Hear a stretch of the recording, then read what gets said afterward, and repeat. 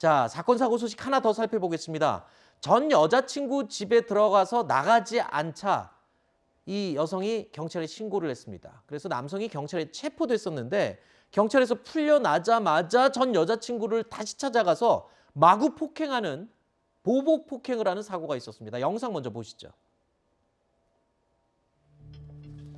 자, 한 여성이 건물 밖으로 나가는 모습이 보이고요. 잠시 후에 경찰관들이 남성 한 명을 끌고 나갑니다. 그런데 이로부터 4시간여 뒤에 경찰이 다시 출동했고요.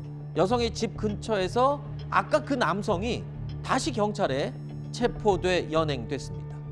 자, 그런데 이 남성 첫 번째 연행됐다가 풀려난 뒤에 이 해당 여성 집으로 가서 보복 폭행을 했다고요? 처음에는 오후 1시 30분경에 신고가 들어왔고 남자친구가 집에서 나가지 않는다 태거 불응 혐의로 이제 신고가 들어와서 이 혐의로 체포를 하고 조사를 했습니다. 조사하고 이제 기가 조치를 하고 나서 4시간 만에 다시 여자친구에게 보복의 목적으로 이제 찾아갔다라는 것이고요. 저녁 7시경에는 얼굴을 이제 주먹으로 때린다던가 밀쳐서 넘어뜨리는 등의 행동을 했다라고 하는데요. 이때 다시 이제 특가법상 보복범죄 혐의로 이제 현장에서 체포가 됐습니다.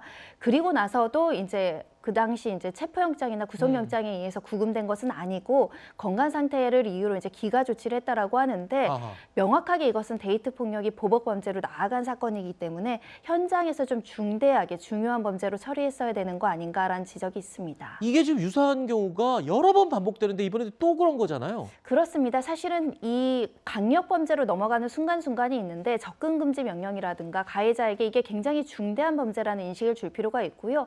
그렇기 때문에 단순 기가 조치보다는 조금 엄격하게 수사를 해서 이 사람에게 어떤 범죄 예방을 할 수 있는 여러 가지 이제 그 경고를 했어야 됨에도 불구하고 경찰에서는 이 가해자가 구토나 고열 증세가 있어서 이제 조사가 힘들었기 때문에 기가했다라고 하지만 혹여라도 이 보복 범죄로 이 피해자를 찾아가서 또 다른 강력 범죄를 할 개연성, 위험성 전혀 없다고 하기 어렵기 때문에 뭔가 더 신변 조치에 대한 엄격한 조치가 필요하지 않을까 생각이 드는데 지금 이 여성에게 스마트워치 지급하고 임시적으로 거주할 다른 곳에 있다라고 합니다. 그런데 문제는 계속 이렇게 할 수는 없기 때문에 결국은 보복 범죄에 관해서는 좀 엄중하게 처벌하는 게 필요하지 않을까 생각이 듭니다. 알겠습니다. 잊을만 하면 또 반복되는 이 데이트 폭력 그리고 보복 폭행. 자, 경찰에서 조금만 더 세심하게 배려와 관심을 가져줬으면 하는 바람입니다.